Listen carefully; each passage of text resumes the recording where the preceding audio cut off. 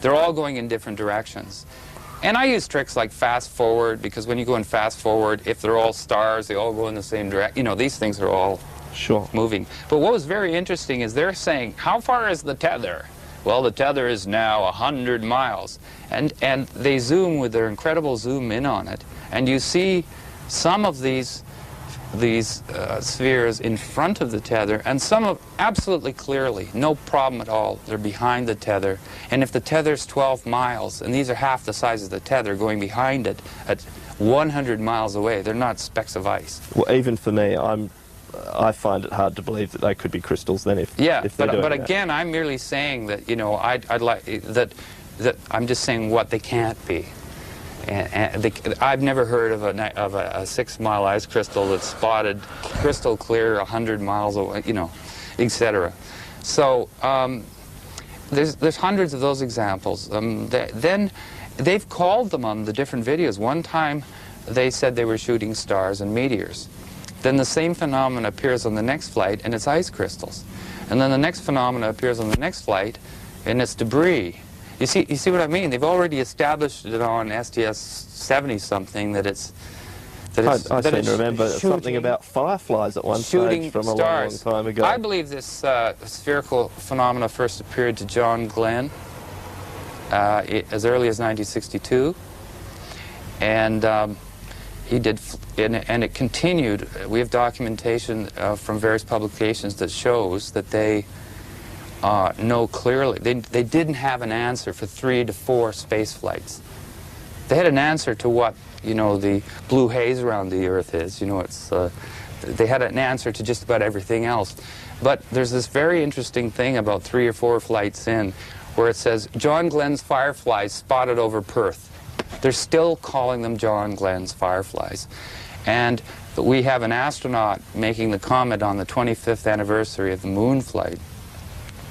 He says, it's hard to believe, but he says it's a fact that we thought that John's fireflies, again, Glenn's fireflies, were living critters. Now, at no time have I've read everything, and at no time have I ever heard that before, that NASA concluded originally that the fireflies were alive. So they were still calling them John Glenn's fireflies 4 flights in.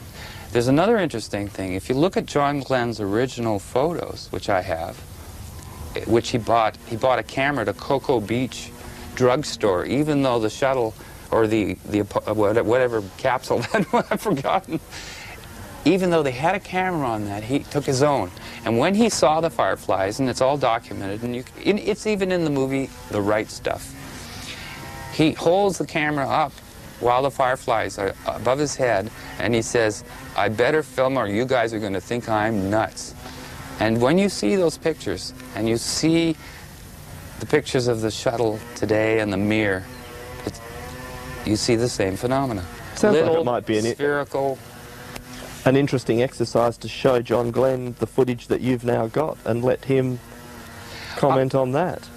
I challenge NASA, JPL, Story Musgrave, astronauts, and especially James Hoberg to debate me.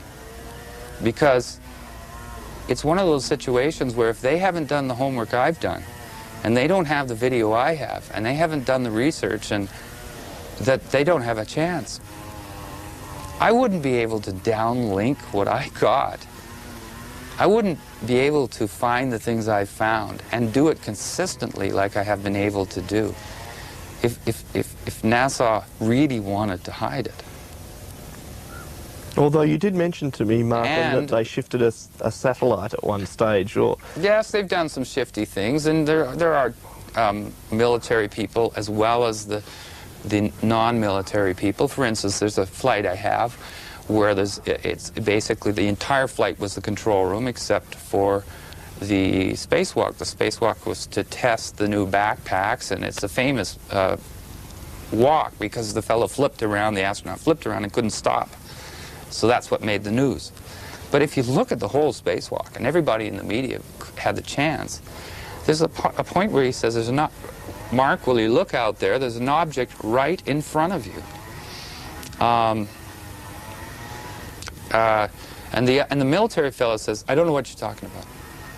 Now just think to yourself, if I said there's a bee about to sting you, wouldn't you go, I wonder where that is, or something other than, I don't know what you're talking about? First of all, what do you mean you don't know what I'm talking about?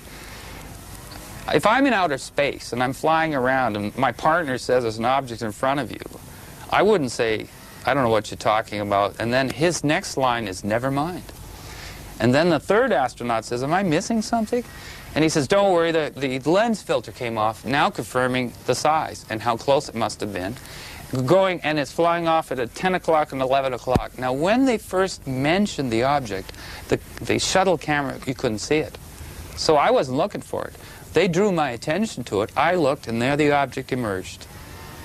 And the third thing he's saying to the third astronaut is, don't worry about it. Don't worry about it. You know, it's the camera filter. And then he even confirms, off 10, 11 o'clock, 10, 11 o'clock, you know. And then there's a pause, and the control room below tells him to stay vector. Shut up. Stay on course. Continue with what you were supposed to do. And then they continued as if nothing happened. As if nothing had happened. Yet it's right on tape. Audio, video, and you see the object they're referring to. So, but my point was, they didn't hide that from me. They're challenging us to find it. And my only question is, how come there aren't more of us out there finding it? This is a big world, and most humans love mysteries, and the video is available, and many people have home dishes. And even though NASA moved the satellite almost onto the horizon after they found out what we were doing, we still were able to get the satellite. I just don't see, I've had no agents at my house. I've communicated with the Canadian Space Agency, but I can't, for their protection at this point, I can't give you the name, but let me just say that we ran it by our own country's space agency due to the connections we had. And what was their comment? That it was the most popular underground tape among the astronauts. You know, that it was the one they all wanted to have a copy and show their friends at night. Like, that was the reaction. This is a great tape. We love looking at it. Everyone just thinks it's the greatest. No, the Canadian Space Agency has been very cooperative. That's what I'd like to say. The Canadian Space Agency has been cooperative. I communicated with Washington headquarters and received an answer. And we've been receiving answers from JPL in California. Everyone's talking to us. No one's threatening us. And all the video has been totally available the whole time. So I don't hold that NASA is going out of their way. I think they make it difficult, like anybody. When I used to hide Easter eggs from my niece and nephew, you don't make it too easy. My dog doesn't make it easy to find the bones he buried. And it's not easy to do. This is very hard. I want to emphasize that even for me, this has been a very hard but fun thing to do. And I think the preponderance, I think you have to do what I did. You have to record every moment of every flight over a period of years if you're looking to substantiate something of this magnitude and importance. I took what Professor Weinberg of Simon Fraser University said very seriously. If you really want to do this, duplicate it. Get it in every lighting condition. Get it under every circumstance. Get it in every circumstance you can. And the one that made me happiest, funny enough, was almost the last flights I recorded, because I got it in black and white. There was a CCD camera put on one of the flights, and I thought, that's the charge coupling device, which is an electronic way, rather than the old tubes, these big tubes that are slower on their scans.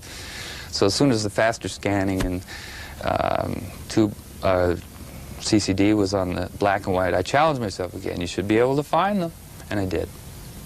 So I've got them in black and white, but I've got them under, and I know which camera. I now know where to look for them. I know what events. When in STS-80, when the door wouldn't open, you know, they had the spacewalk scheduled, and the door wouldn't open. I remember watching that and seeing all of this third phenomena, the second space phenomena, but the third phenomena, all around the door. And they were moving the door and trying to get it open. And I'd never seen this phenomena do that before. And then a flight or two later, the astronauts were commenting right on the feed that there was something had come through the door. They were seeing these flashing colored lights. Oh, that flash. Oh, that light flashing off of H-15 there. I thought it was me. What? I just thought of it in my imagination. Yeah, I saw it too, so